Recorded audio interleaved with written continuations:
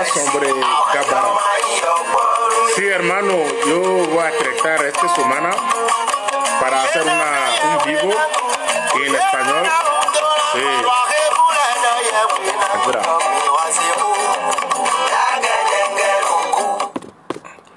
Yo voy a tratar esta semana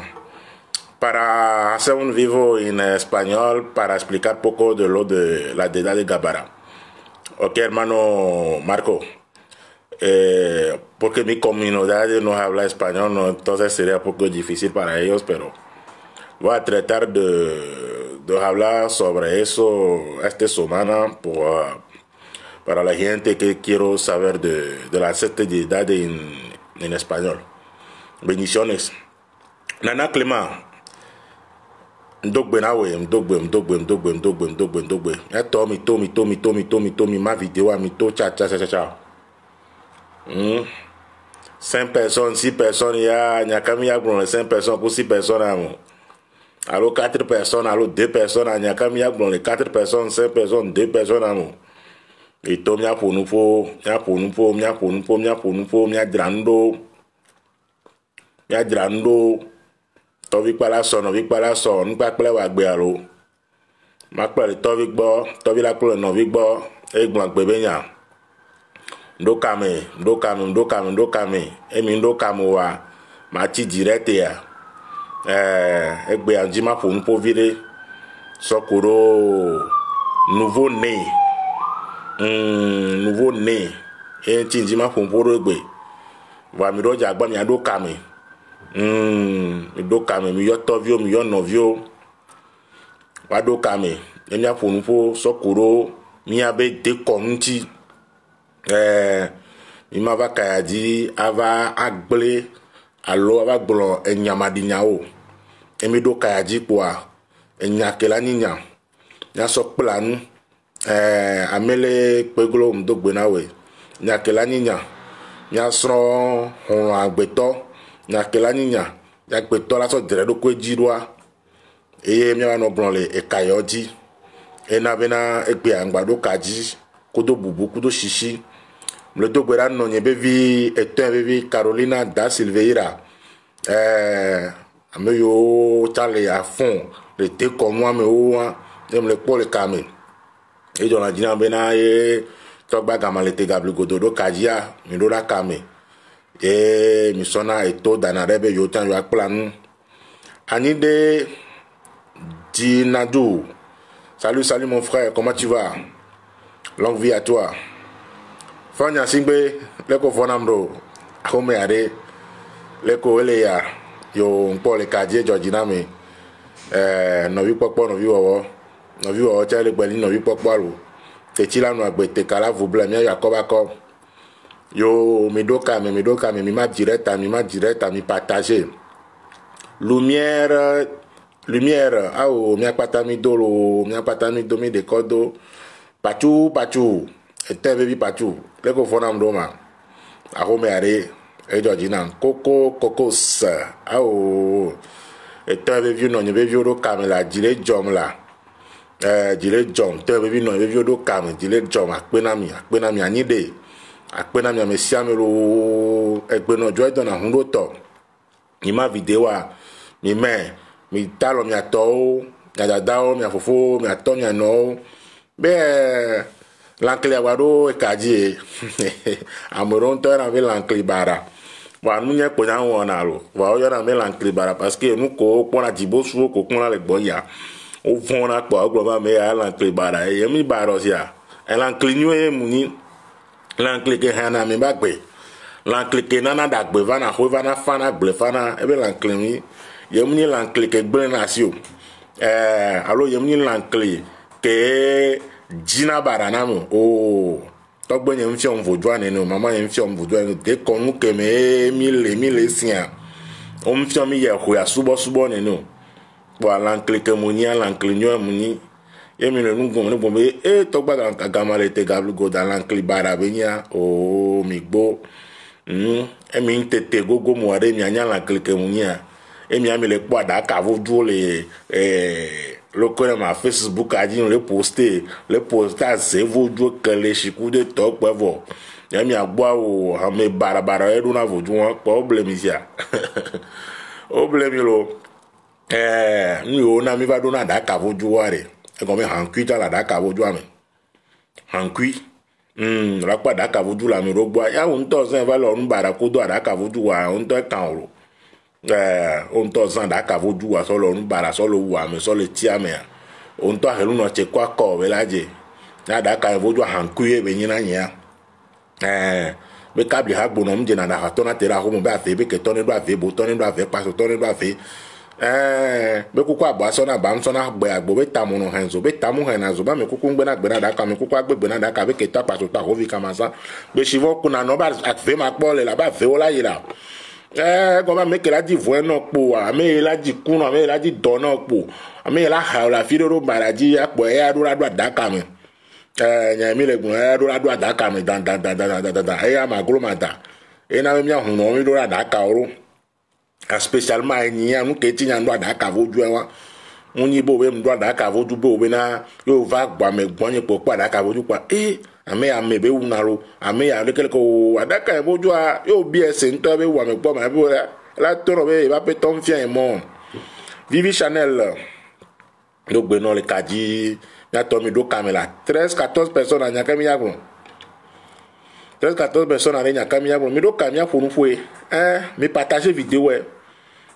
allo mi po gboso do me ya mi un fonctionnaire be nya le volo ni ami ni fonctionnaire a ko me no to ya ni donc fonctionnaire o mi po gboso do me ya mi po gboso do mi na mi anya be mi po gboso do mo ro mi a ko me no la wa mi ami gboso me ba ko me a cha ho lo donc ya to mi to wa ka di nya punpo mi to wa ka di Aisha Kondi awo ela cheno la ela cha ho la fa gbe la fa lo dudu la va dora son ela che na me siamen e siamen ke do ka me po ela che na mi ke enye la klibara ndo ka di la no ya me klan klibara wa me na mi po a ndo do me na mi po a nda cha ka cho me na mi po a o yem le wa ya mo ele wa molo no vi wo no vi si lele e gbon pe be nyaro emi ono via enyo olo emi le no vi si a enyo olo nya do da ka voju o mia do no le mia sie o chakachu no le mia sie va est-ce que me so dana me ya nu be ni ka fla jan o la dano vi o chakachu vi fi ala do fun wa gbo fi ala kuchine la po wa me e wo o da doni alo mda doni mi hena me gana e secret net parole secret akpe mi do kame vi fi mi le ve enye we mi do na toro me vi fi a o bo be chakachu mnyo va ka fla jando la ro toro me la dano vi o chakachu akpo la wa so de nelo amola bi o me na de le ke o la so chakachu so de nelo ma ya chakachu le na cha be contre jale yo dame ja gba de ne ja ndo chakachu ku do be control ware amere o va dano vi nye vi fi o da fofo nye re vi fi are le mi ati ya de nero amere nto mo yo ho contra nto gbalo anu ye na mi hu no mi wa ho na chakachu nto so pe na contra ele ni be ka fla jandre o la do ajoro me vi fi a ba jora so no vi o tan be la pe no o ya abi jo vi o be la pe no vi o ba ko no be to be vi ore e pe me nya le vi ore lo be nya le vi vo mu nyo la ho pe vi je grand frère Gérard de Namu on do gbe no le kadi la grand frère le ka se vénéné grand frère ne ka se vénéné Gérard de Namu akpe mpo mi le kami e jo jinam Abuja il y a aussi Maracana en Belgique ore ya Tommy le Fabilo usine de Maracana dans la Belgique o munya o lo direct o ba po hunwa nya ke hunwa le gunwa o ya ngbodo ko le po nu le ngbodo me po le po o ba po nke nya ke hunwa le gbo na mi le gbo ke kan ko mi akula bienvenue Maracana pour le po ouais Maracana cha mi le Belgique cha e ba entreprise mi le do vivi donc à sous la si wa de do da ka akpe na mi ya to mi le 22 personnes wa mi ma vidéo mi me ya pour nous mi akpla nu begbe mi ya pour nous so nkencho nouveau né egbe nouveau né ti mi ya pour nous do nouveau né ale mi be ganpe mi wa be vidéo de to e vidéo de to be nya mi ya gbon egbe a Ter Rojas, bendiciones, hermano Labraza, bendiciones, Alafia. Puis de tobe nyami a de gbea. Donc à ma de kukunami, mi va kame soubon, mi ma vidéo, mi va kame, ne mi a fonu folo. Ye, eto ebe vio no ebe vio, igbale nyare di sole jakatu, adaka vodu, voduro le a agbetokpo ne nebe vodua ovona. Agbetokpo ne nebe vodua ovona be obe, o ne nebe noa, enu bara be ona. Effectivement, il y a un les a kafla gendre. Il m'a dit bobo wora nu bara va peto yi ne gbo be ne ve onu bara. Donc à l'encli bara la gbe me nya peto. E mo ba peto vondi. E l'encli bara la gbe ya me nya peto. Kafla mi kwa da ka vodu, mi ko kele shivodu. Kele shivodu kafla gendre. Amo se na kele shivodu kini kele shivodu akafla kele shivodu mo ni fodu baro. Que les chevaux doivent muni vodu baro Diana bendiciones Diana que les chevaux doivent muni vodu baro nya tobo do que les chevaux du sont rien hoedi akblemenu ku ona de vieux dunanu e ku zotina dozotina nya zotina nya tom dunanu la ne ba ho amo nya tom le na le ba ho amo e bodem dina ne ba ho amo e nyare mvana ne ba ho amo enyare mvana ne ba ho amo mire kwera ka fla mia to bodo kele shivodua odo kele shivodu be agbemenu kunewo e jimle jale gauche kudo droite wa yo odo kele shivodua o lo fode ne yo ka jibe na gbani vire ten la jale yo ba pleme yo la pobu ya po e vira no sesere na yo amerima yo be kole e bodio amerima yo be kole e kuodio amerima yo be kole e nyaodio e be la dido yo nji ina minha toboa oduna kele shivodu Gustavo ya bon tarde opera anti minha toboa na kele shivodu Nuria bendiciones luz e progresso opera minha toboa na kele shivodu vai be minha ye minha toro va gbo kele shivodu gbo kwa wa me utoko ni ka flamingo amuro les gens les glachi voilà est-ce que monsieur mais les gens les glachi ya est-ce que monsieur mais les gens les glachi que ni bena yo se nko kelechi kwa anovoa ore kelechi atogbo be vodue maman vodue mi non na be vodue non non le nene ya ka fla gendre yo keke mo gble na nure edo la home na wa otro hen na me que ni bena mi non na bu que ni o don roda bene gun la home na wa mo fa gun la home na o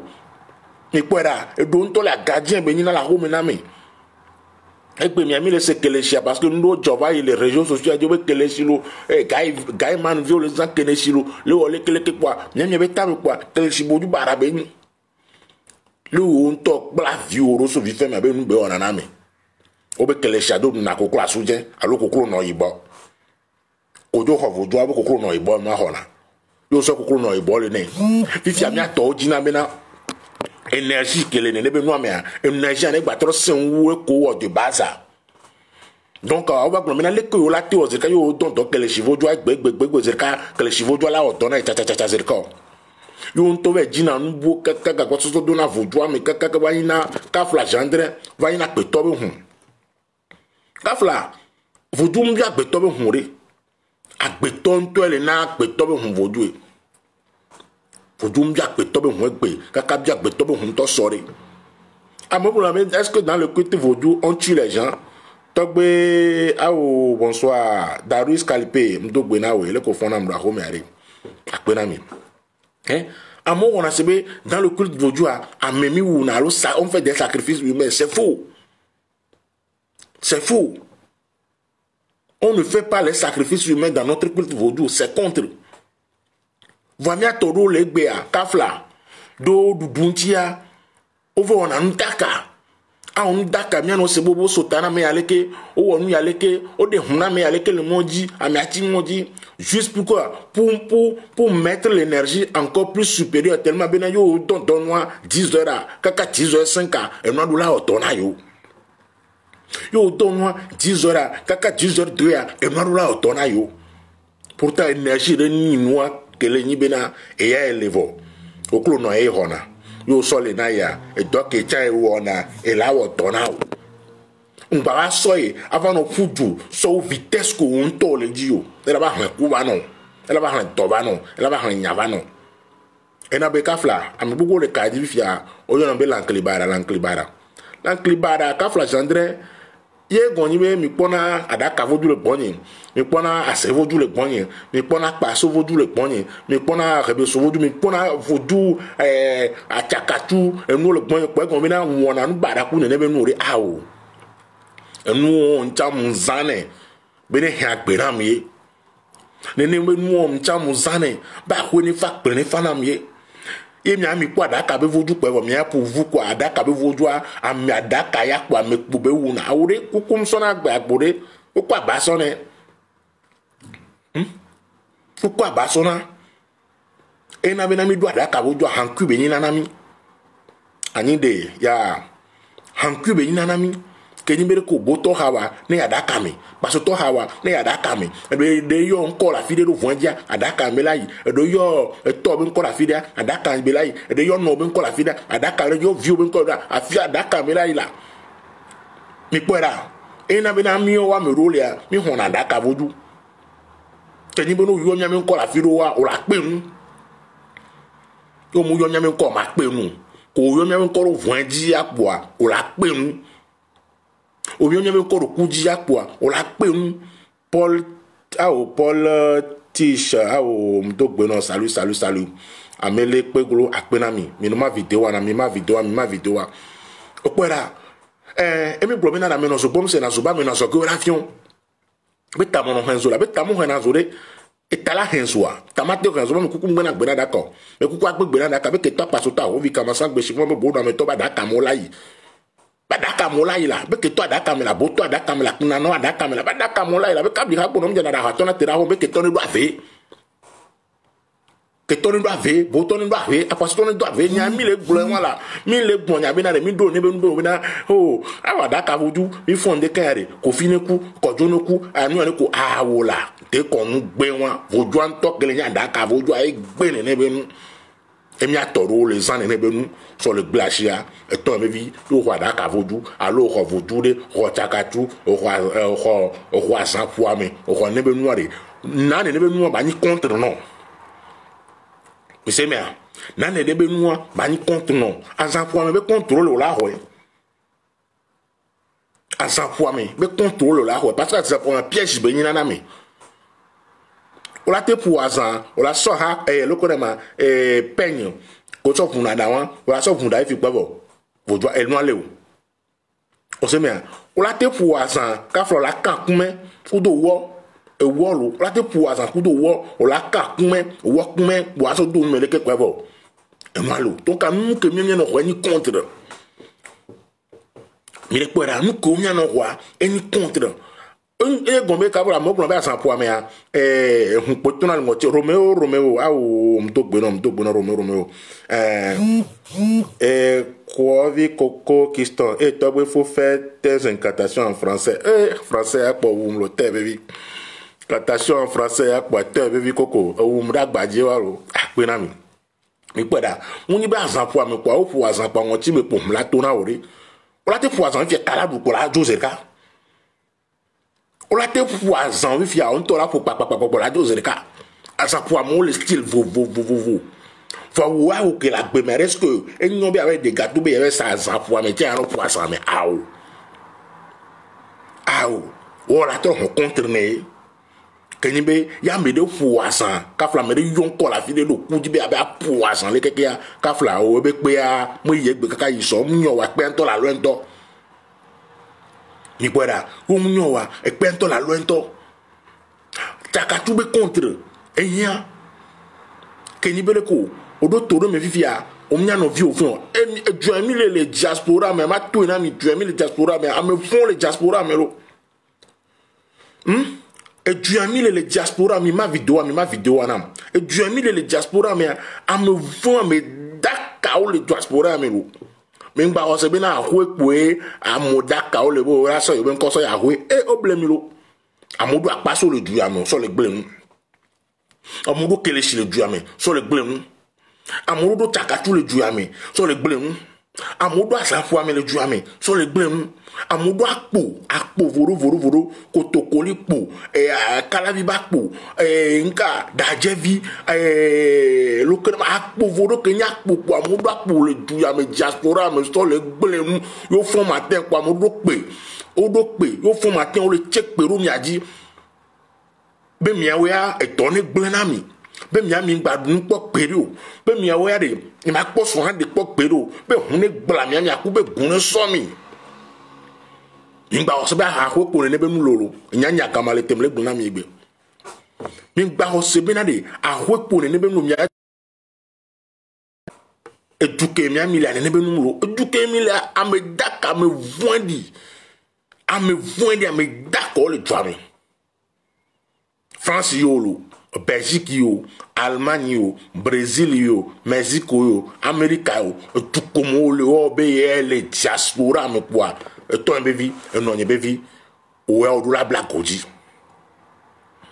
Et comme na diaspora me tourne hen. A hotota pour le hen.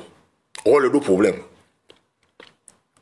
Au diaspora me tourne me le fond, le yon koro baradi, voyez où yon bois, alors yon otogwa, l'amour pour faire bien dans le fond. Olu ko nyawe no bio protection anyami kwa l'amour nsugbe non gbe la leke la tro kaka nso la tro gbo leke la tro kaka no la po olu ko nko nto ni le veve de protection yo la va gbeji mi nya be diaspora ke mi la va gbeji mi la alo mi nya wa yo ya to mi ma video cha mi nya be diaspora ke mi la wa gbeji mi la wa gbeji mi la de mi ru la black oji akpeto la demi jore akpeto la yo nyame nko do kunji doji ore akpeto la demi jola ma uno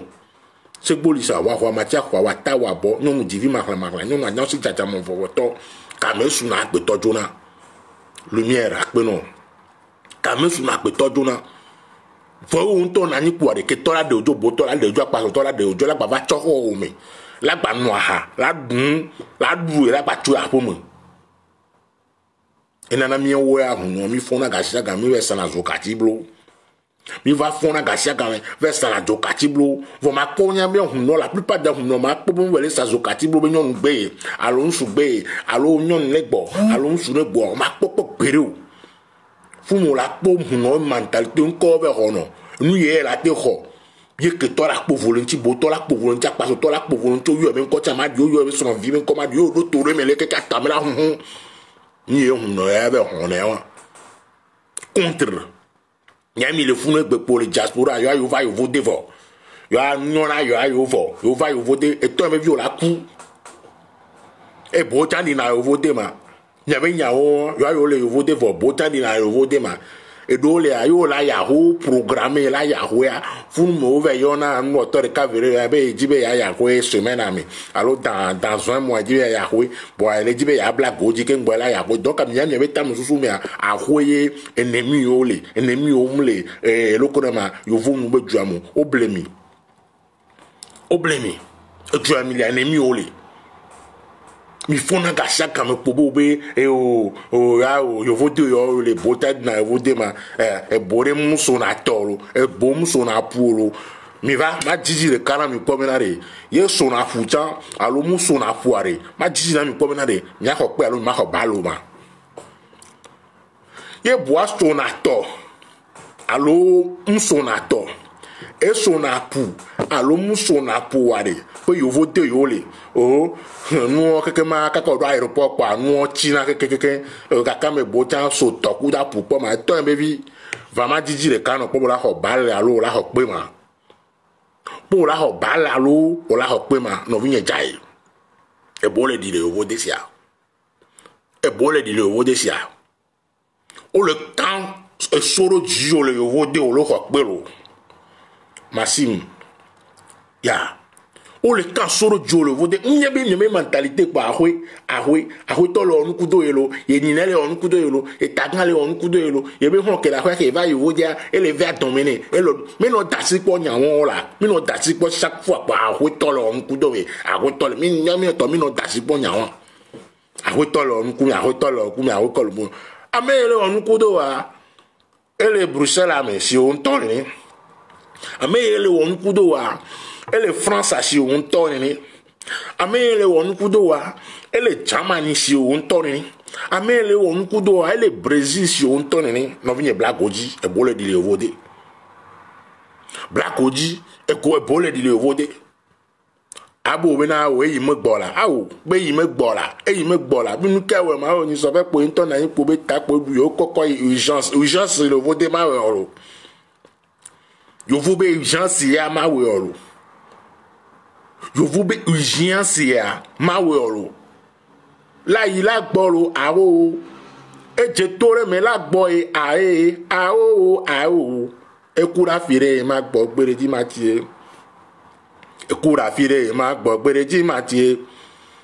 kura fire ma gbɔ gbere di ma tie ekura fire ma gbɔ gbere di ma tie ekura fire ma gbɔ gbere di ma tie kaba nínú yi awo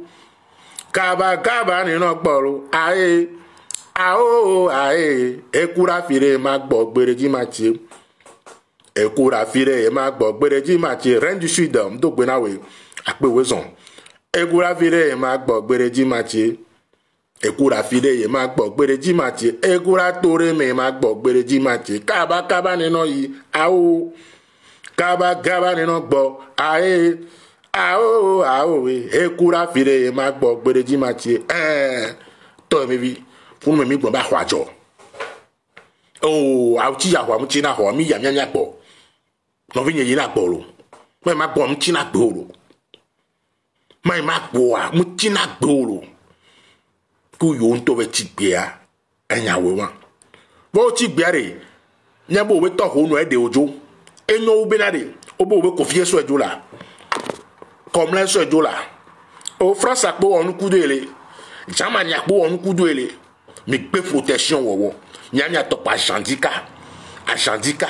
asandika ŋusu gbe ŋusu ne trɔ gbɔ nyɔnu gbe nyɔnu ne trɔ gbɔ ŋusu be ma lɔ ebe nya gbɔ la ŋusu be ma lɔ ebe nya gbɔ la ŋusu be ma tu nu ya le loko ne ma mia be gawon ko tu na ŋusu be ma tu na yo la o da me yakuda me o do me do adome do la ma me o dome o mi la ma gbe o dome la e xɔ sɔn la si nye la vɔ anu ame mi sɔn wolo o be xɔ sɔn la si o so ame o dome be yasɔn ma vɔ mu le buta mi na de ya ye ŋutɔ ke le funa de protection ke la te wɔ le du ya mi te we la de ekpe ma lɔ ati ma lɔ eka ma lɔ yo ye le dɔ de seŋ la lɔ mi na ye be vi ne fɔn esɔn ne fɔn akplɔmɛ nuku ne wɔ ye yi dɔ mi ya xɔ promotion le dɔ mi efiɔnu na ye ya du egaganu na ye ya du ye ba pe tɔ ke le dɔ mi ya de ne lɔ ye be nya gbɔ la ye nya enu yiwo mia no dia wa Paul teacher ela chera enu yiwo mia no je mi gbe nu odidi po va to be vi no be vi ohun ke mi kudo mi le dun le restaurant no to be vi no be vi ke mi kudo mi le no haro du ke enyi mi yora mia no chaque soir e do apaso la bati gomo sia e do apaso la bati gomo lo e do chakatu la bati gomo e do apo voro la bati gomo lo enu ole va domene vo mu nyoro obe aho lo nku de yelo ole da tomo nya ole gbron na to be vi no be vi kele ke nyi hon sa ole du ya me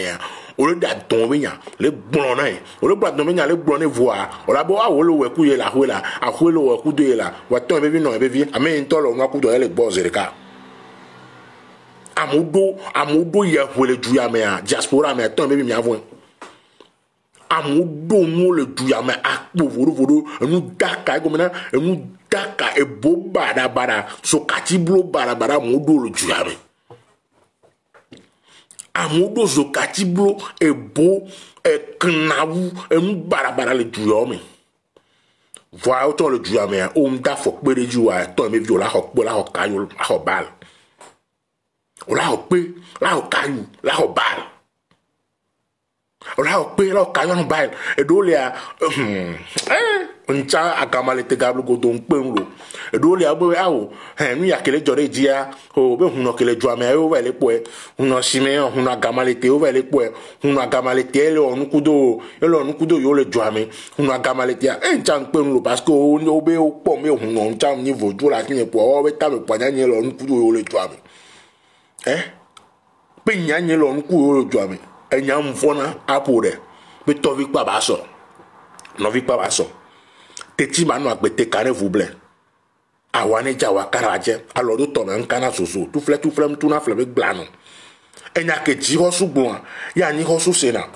anya ke ani ho sugbo e ti ho su sena ba gbonu agbake akobe da gbe ne va gara gbe ne va shi da gbe ne va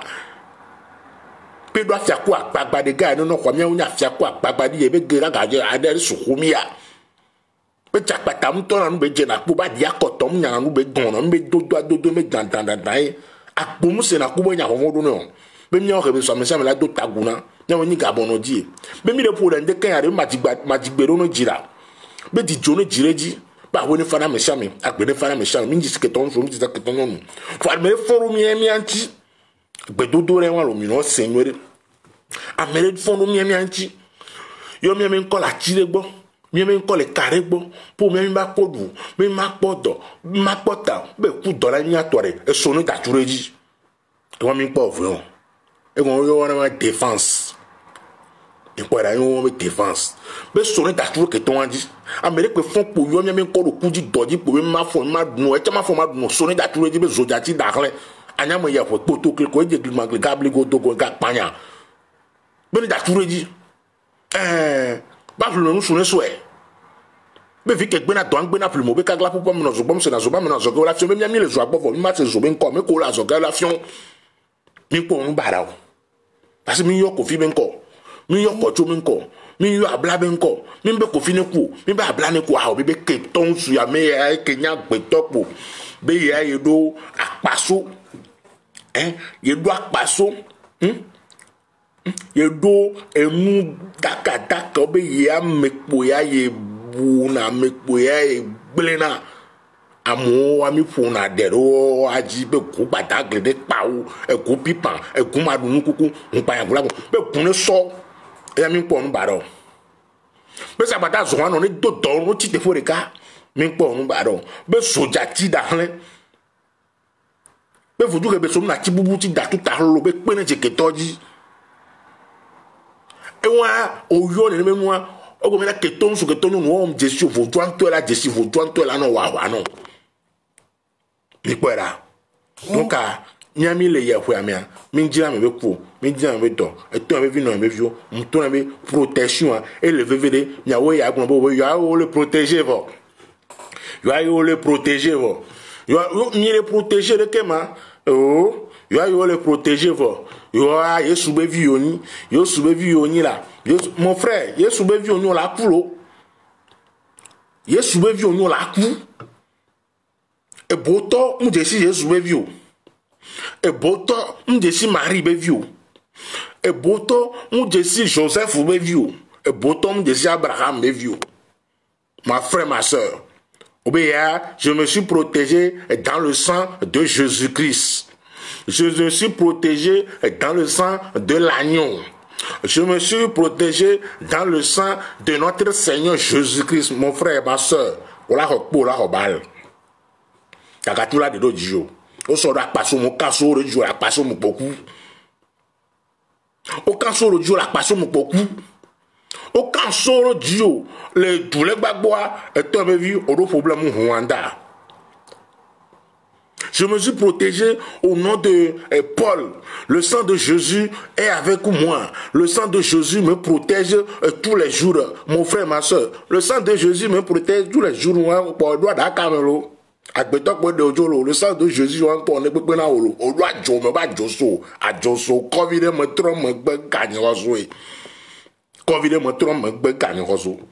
ajoso covid metro megbelo covid metro megbelo ajoso covid metro megbe gani hozo covid metro megbe gani hozo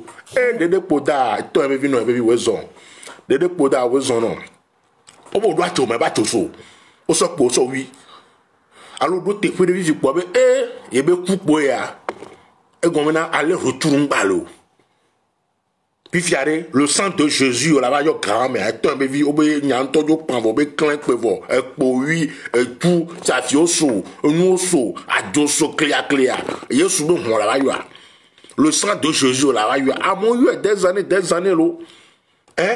voa o de po wona te vi de po ho pe lo e jolo e nu vi de po na ke ta e jolo to won do sika ndo gbe na we nous connaissons que t'es envie de quoi à quoi t'as jolo kafla o yo be nsutia yo to yo be amunyo yo yo mo nyon tia yo te o be amunyo ore adula sowe Yesu Kristo be hu ya ngba na funu an tra ku na kodu dole enye ya gbesa funu mi trois pour na kodu dole ina gbesa wala na home wo nsuti la home po kudo son kudo vio po anu home po a kafla Daniela le ko fona mdo mam do gbero le kaja ko te mdo gbero mi sa mi ma vidéo mi partage mi ma vidéo a wo nsuti la na home on non ti na ma home pato la ba so mi po a mi ayo be o be le sang de Jésus ou mi voit tu vas sommer la home pour le sang de Jésus les Bibles là l'homme encore là tu sors coup de nous aure atom so na kan so la be viola yo do adwa me voix nka yo la bo fu me de na verbe e go me ento go me verbe 2 verbe 3 e go me verbe le e go me la nyabe fekpe ami donare fekpe gba lo mi donare ko dele me nya mi valoriser la nyabe tradition nyabe fekpe dodo nyaba afrika ni dodo e François gbe François gbe le ka gbe sare le François gbe mo lo pe sare pe le français gbe mo enu ye me gbe sare ni fo gbe yo na me la pour dam la pour ti e pour na titi wa ya o yo na me ko me la pour ti aden comme im do gbe no le kaka position wa da akpe na mi o yo na me ko la pour ti kwa wa mu jolo fun e go ba jo so défensier o son vi o mi la ro ma do so mi o so pe o so tu oui ça fi o va do mi aji e fo wo la fimi o la wu mi e fi la asi patapata o je de vi o divo o adura no so yo voya mon frère o yo Jésus Christ soare e vi o la ku o yo Jésus Christ soare e son la ku o yo Jésus Christ on to la pa se do awo funu mo gbo menare awo mi ko ke to mi dogo agba lo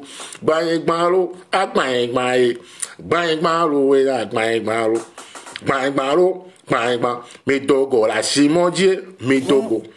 la gblemodie mi dogo ke to so tu me so tu mi dogo ke to so wi me so wi mi dogo o manyale mi dogo manyale mi dogo pa mi go ke to mi dogo la gbangba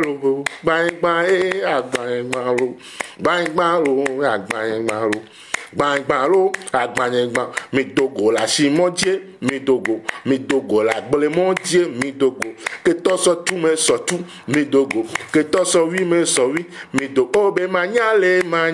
mi dogo manyale mi do obe mi ku ke to mi dogo la gbangba lo agbanyegba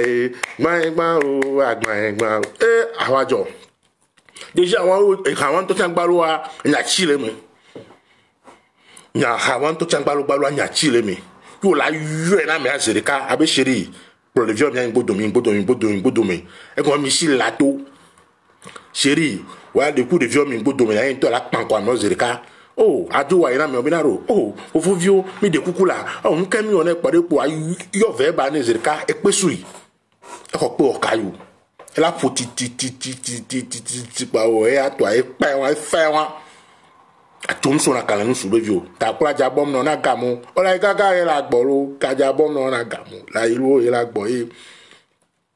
to we ta kula jabom no na gamu ya la gaga e la gbo ga jabom no na gamu la iru la gbo e la iru e la gbo lo e la ya la gbo e o ta kula jabom no na gamu la gaga e la gbo e ga jabom lo npo wa mo awu c'est défense fifiare o ma sagbedo o awe no me no bi be ku anya mo totoro to gbo gbo dare lo ka ho waju ko mi le gbe ya ja no ma amu no bi be ku a mi ma video mi me amu no bi be ku a enyu am toto no vi no ma va egbo mi le enya ma je nko no ya me gbe no ma va egbo mi le ato so ya po avio la ku son la ku po ma te won ne po abe Yesu Kristo a e to be Yesu Kristo nda so afire mu jeshi wolo. Le sang de Jésus de Nazareth et de Jérusalem, mon que maman Jésus, anyama chosogwa agbesa. Na tiane to, blé machine, kake, fli, rien, ya nyami bla, e voit teria me pour nyami le blé me. Va mni be jinto la jo on tobe ya tia me ba me ne kwa awo e won atogbo gbe mamo gbe iya glogodo kolia egbe yo me tambe amebe koro kuji dojia egbe fa adoso asagbedo ame npo baro adoso ame to no potitititi ame ani jo npo baro ajo eso defense adoso na mojira haname adula sola jihana me evo amento de godo so plata ejoro retourne baloro agbasa we mleto gbara me chame kole su mami ma video anam de kurani retourne baloro adula so zere kola to hana me hali kaolin to vuru ola to hana me le ka ma se kudo to pe voya de pola de goda plata lo po wa kudo yo soro tout camasso 8 camasso ou marché to gane la to bo mi to gana vivia be ma se to no ware mi to gane hapola to ni poya côté poya de poa aso plata. Peut-on basser un homme en uniforme qui abuse de son autorité comme on le connaît ici en Europe? Il y a amere autorité ya be abuser odo ya pobe ya wa to amanyon ya be ya la kaka la gbe dossier maintenant quoi amu apene su ya amu apene su ame ya bo enyi autorité re pour le duya me po be o ya ba do duya me le ko do ya kaka ba do duya bo ple bien d'avion ku to o do ya do ati ke pa be ko to po ya ba ti te jour po ya be ya gble dossier maintenant wa mon frère ya me no be kwa de nyo mo ntoto won po mbara yo o be ya be mi do kojo me po ya nya mi le po pa mi do kojo me po a j'ai raison bo be mi do raison j'ai raison va on to nya be do raison lo on to nya be do raison bo suzi ro nya me a ku vire la batagu me be la ye ton me bi on po on barbarore défensier là ni amum sene gomme on là défensier là o be ku vire la batagu me na mi do afi do po bo wa yo vo be yo ra zin o ado nya me mi ku yo vo re mi do nya ne discussion vide po il j'ai avait signalé wa pourtant il n'a pas raison voilà we do raison tu n'as pas raison.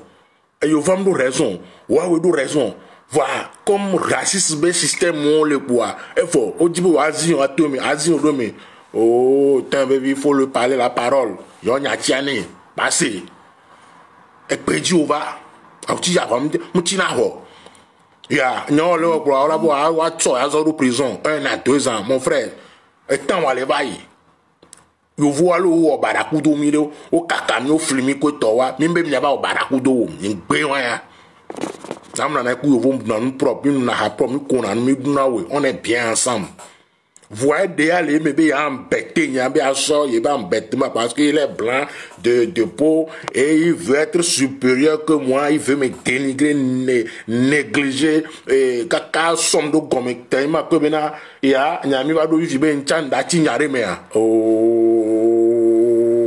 mi ku ke to mi do go agbangba yen gbaro gbangbaro ba agbangba e gbangbaro agbangba e gbangbaro agbangba mi ngbo me na de ya ti te po mi asagbedo amu la a o nyami le gbon won la o be nyan to ne jo kaka bo won to le ti nyame yo vo be kote mle gboro e po ngame bo be kote mi ko mi nyan to me bo me ami agbon mi ase gon mi nyan to me bo me a yembe mi anu sagbedo mi ato me bo we wan mi gbe nyan to me bo me ami anu gbe mi anu se gon mi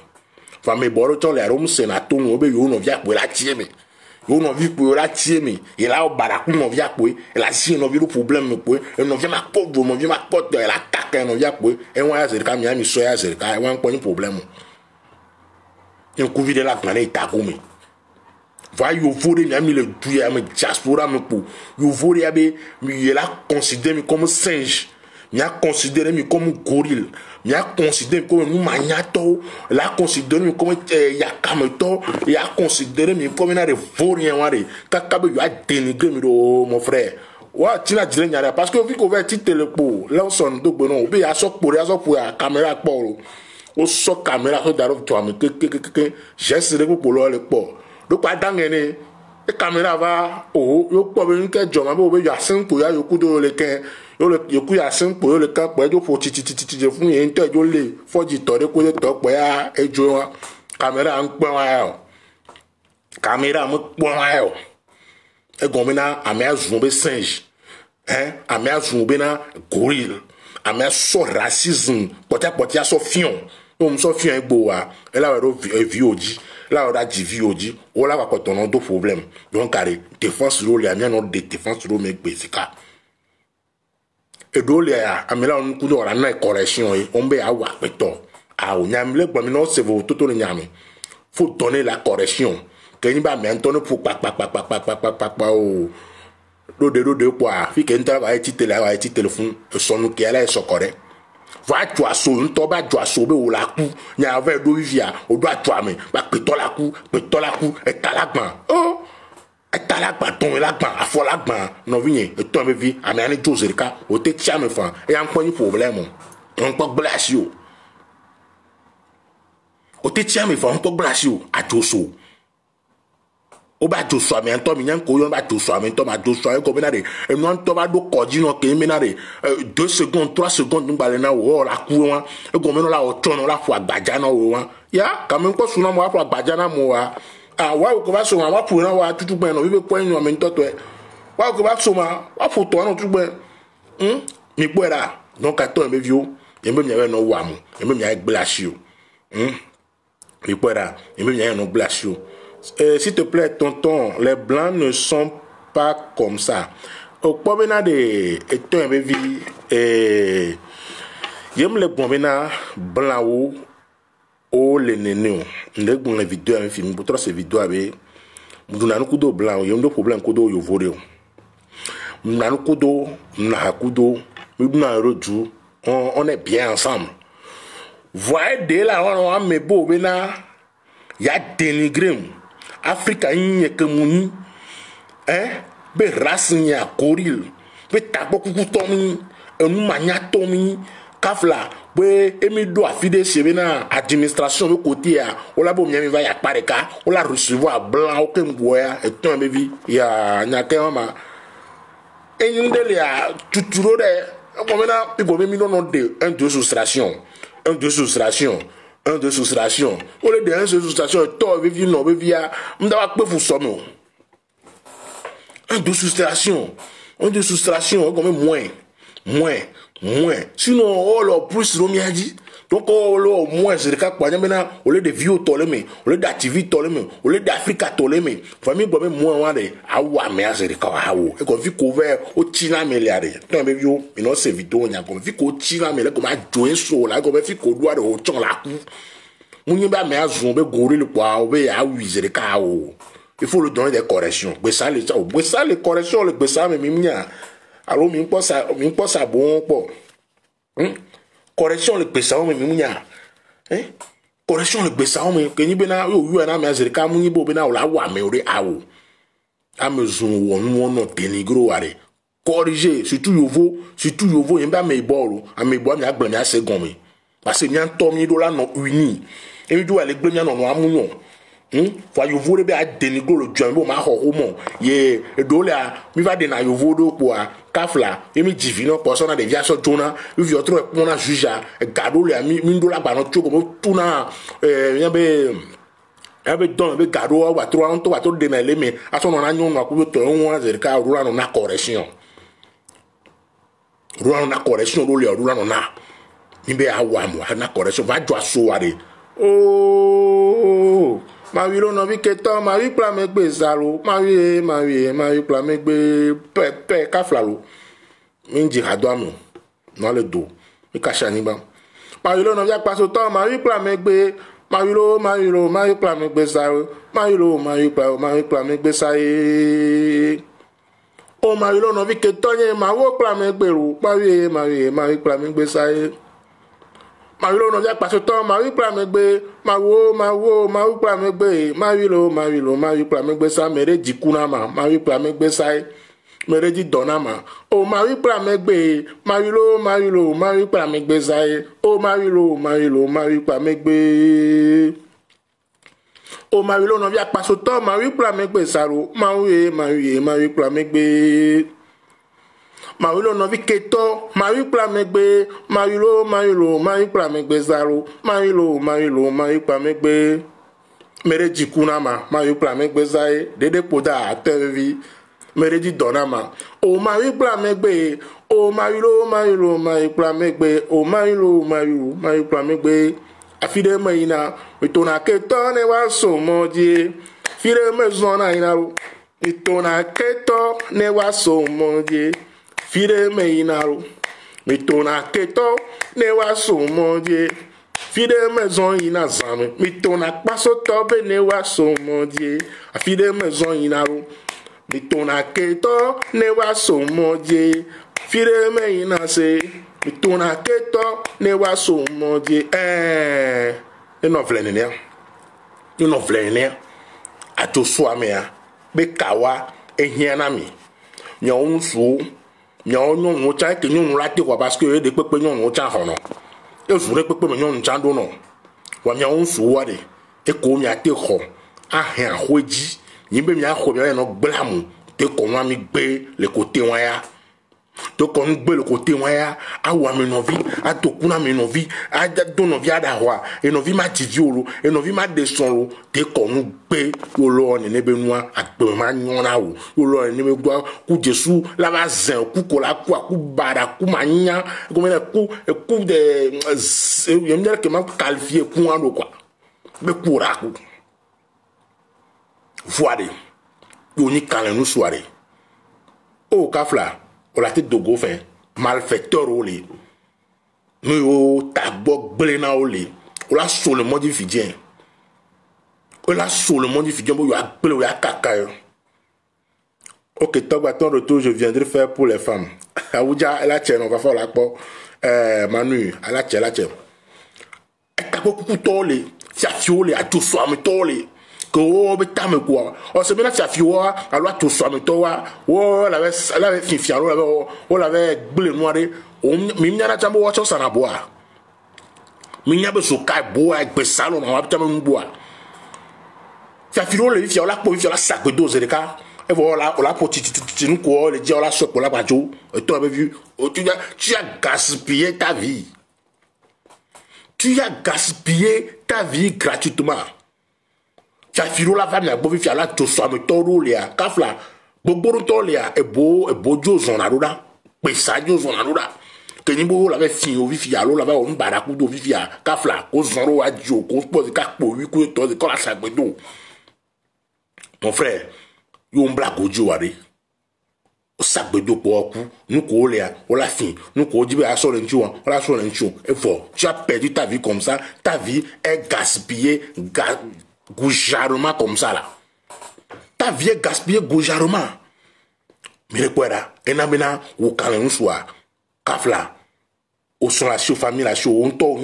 tu o somo le ya o blague au dieu. Kala nous so black badjalo to kame lo ale awon mezuka e black badja to kame lo ale lo awon mezuka e black badjalo to kame lo ale awon mezuka e black badja to kame lo ale mi to mi da me ka ugbo ni wa sodu ku pe ni wa le lo anai mi do mi da me ka ugbo lu ni wa sodu ku pe ni wa le lo anai awon mezuka e black badjalo to kame lo ale awon mezuka e black badjalo to kame lo ale lo baba on mezo kai black badja gagaro to kame lo ale dede poda veleke ba fetera ya ataku gbena nure nu chang gbena ataku e de kado me ya po ejokoko lo hlen to tele po do no to cha nya ti ale vo do to ame ya la to le me ya po nya mi le gbo ba hwacho ya atoso covid me tro me gbe gani kozo covid me tro me gbe gani kozo mjina hana mi souvent atoso covid me tro me gbe gani kozo covid me tro me gbe gani kozo Viviane logo fonam do atoso covid me tro me gbe ro covid me tro me gbe atoso covid me tro me gbe gani kozo covid me tro me gbe gani kozo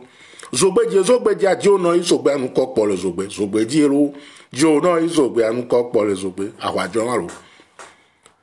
zogbeji ajo no isogbe anu ko po le zogbe azogbeji ro ajo no isogbe anu ko po le zogbe ni nusutan kan abe ye ku azogbe wa di ero zogbe ni nusuto kala be kwa zogbe wadi elo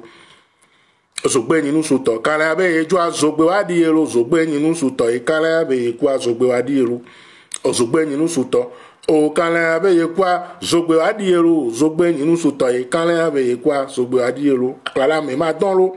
tete big man dogbe no kaka ajoso nusu yo ba kala me ma dan kala me ma ti lo kekere ajoso nusu yo kala me ma ti kala me ma ti lo ajoso nusu yo ba kala me ma dan lo kala me ma ti ajoso nusu yo ba kala me ma ti o kala me ma ti lo o ajoso nusu yo ba kala me ma dan lo kala me ma ti lo fafa lekema awo fafa nyela awo tasino de kase vene jozo nusu yo kala me ma ti o kala me ma ti o ajoso nusu yo ba kala me ma dan kala me ma ti lo ajoso nusu yo kala me ma ti o la ya lo o la ya juglogodo olaya jumasoju olaya dente kofi odondete domaya kofisae bojinoto donudetero domaya gbe tosia olo awo olaya lo olaya juglogodo tigedega kedege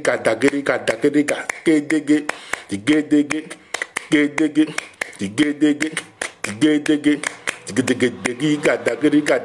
horio ho o tie so gama gbase kuda gama so tielaye zogbe tie ye so gama ro o kuda gama so tielaye tie so gama gbase kuda gama so tielaye o zogbe tie ye so gama ro o kuda gama so tielaye pawe supeje ruje o mi do baba na tie supeje ruje mi do baba na tie o gama so tie kuda gama ro o kuda gama so tie la Chris o tie ye so gama ro o kuda gama la ye o sogbe tie ye so gama gbase o kuda gama so tie la ye o tie ye so gama ro o kuda gama so tie la ye pawe supe ya jeruje mi do baba na tie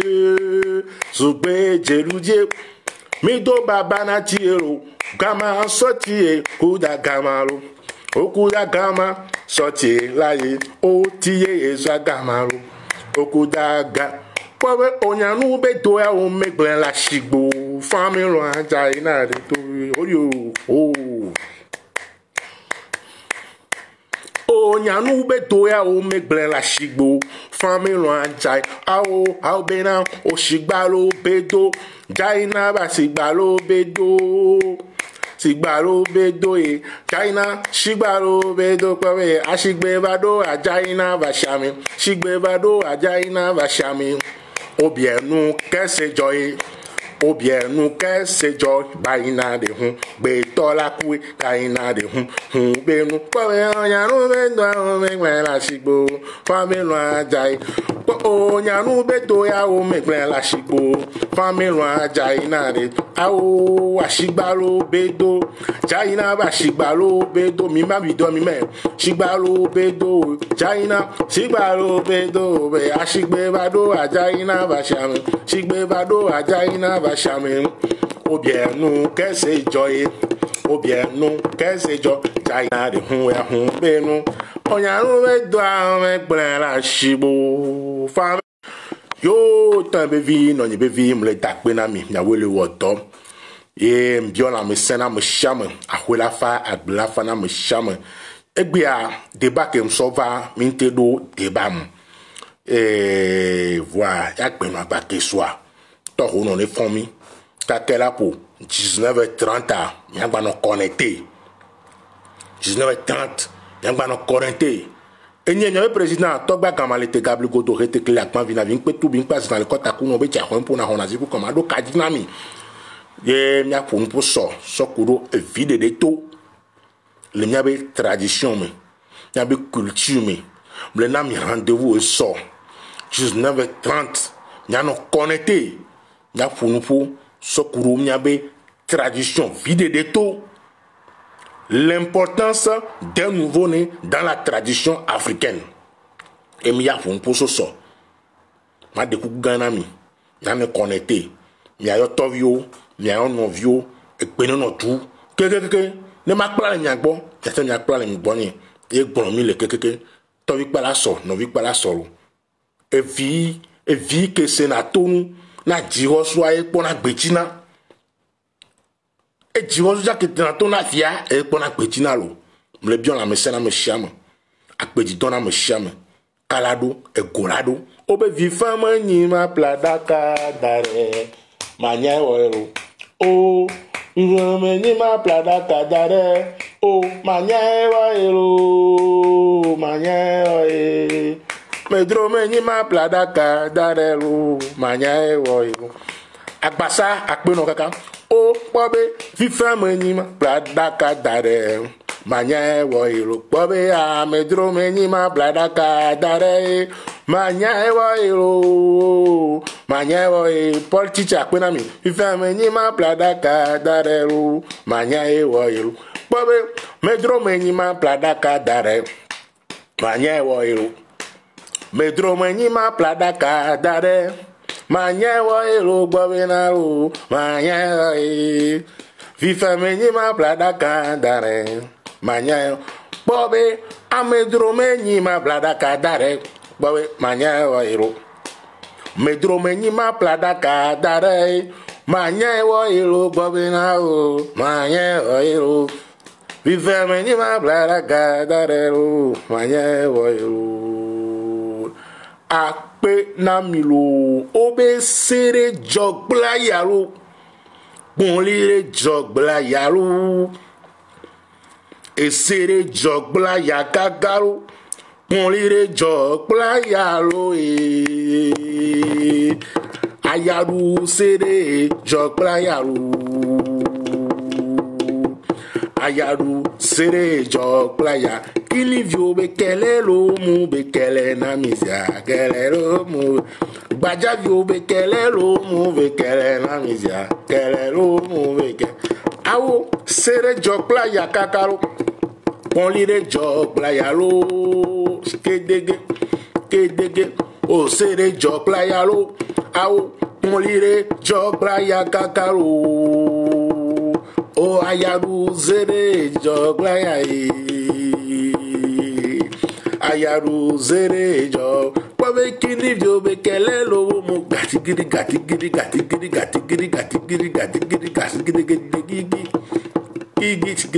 gigi kirijo kelelo mu be kele na misia kele Chris bajajo be kelelo mu be kele na misia kelelo mu be akpena mi ro akpe manu John akpena mi ameshama ame ro keke suivre akpena mi ngba won nya ma vidéo e so kaka 19h30 nya gba Togo le moadi enye Togbe akamale te gable godo rete la kman vinavi. On peut tout bien pas na kota kuno. Président ambassadeur des cultes vaudou de la diaspora. Enyedo kadinami akbenami. Nabe wetura neno pokonamiro. Merci. Bye bye.